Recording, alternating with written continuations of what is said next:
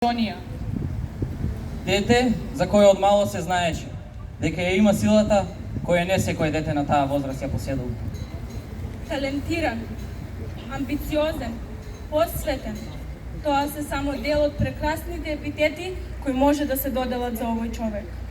Неговата прва љубов беше спортот, а потоа и најголема пасија, со која се истакна во светски рамки – музиката.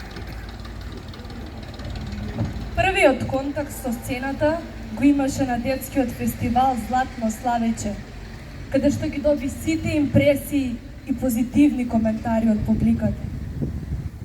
4 години подоцна следува учеството и првата фестивалска победа на тим фестивалот Мелфест во Прилеп, каде пред присутните пееше песна од Битлси. Така, од ден на ден, се повеќе и се приближуваше на најубавата и наискрената.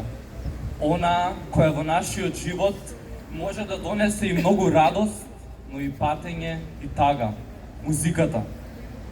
Во 1997 година дебитираше на Макфест со темата Пушти ме, а веќе следната година настапува на Скопскиот фестивал со Остани до крај.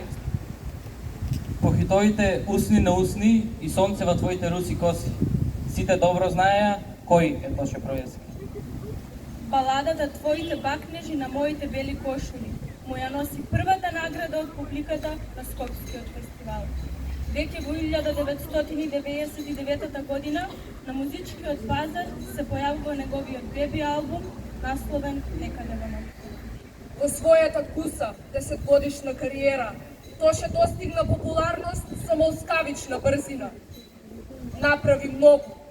Оствари 100 концерти низ Македонија и Балканот. Се што ќе отпееше, беше како создадено за него. Имаше дарба како со секоја нота и емоција да допре до публиката. Тоше остави неизбришлива трага во секоја обштествена пора од животот. Хуманоста беше составен дел од неговото секојдневие, од неговите концерти, накусу од неговиот живот. Ве сакам сите останува негов заштитен знак. Исто како и неговата хуманост, заради која во 2004 година беше прогласен за амбасадор на добрата волја на УНИЦЕФ. Зад него остави бројни хуманитарни концерти. Дела за кои два пати да се родиме, нема да може да ги постигнеме. И неуморно работеше, снимаше и твореше. Сними песна за кариера од изведуваш од 50 години. И сега, таму некаде горе, од ангелскиот трон гледа и оваа година сигурно е посреќен од било кога, бидејќи токму оваа година по заменувањето на оној свет, храмот Свето Преображение, кој беше осветен, представува храм на утехата за големата загуба на ангелот Божи.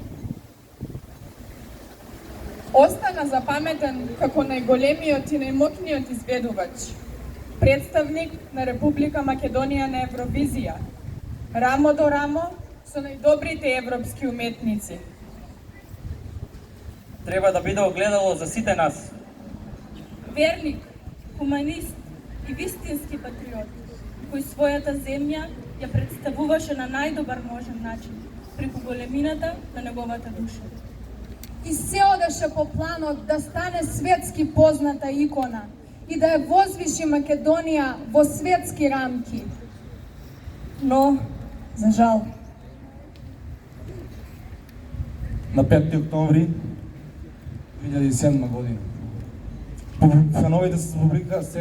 Феновите се звогуваа со последниот, а военно и последен концерт на Тоше. Вечерта на Градски, публиката му го представи последното и најголемо звездено небо, со 40.000 запалени светолки, кои го сликуваа секој момент од неговиот живот. Неговиот последен концерт беше концертот со ништата, за кој е тешко да се зборува, но вечно се памети. Но Животот е убав да се живее,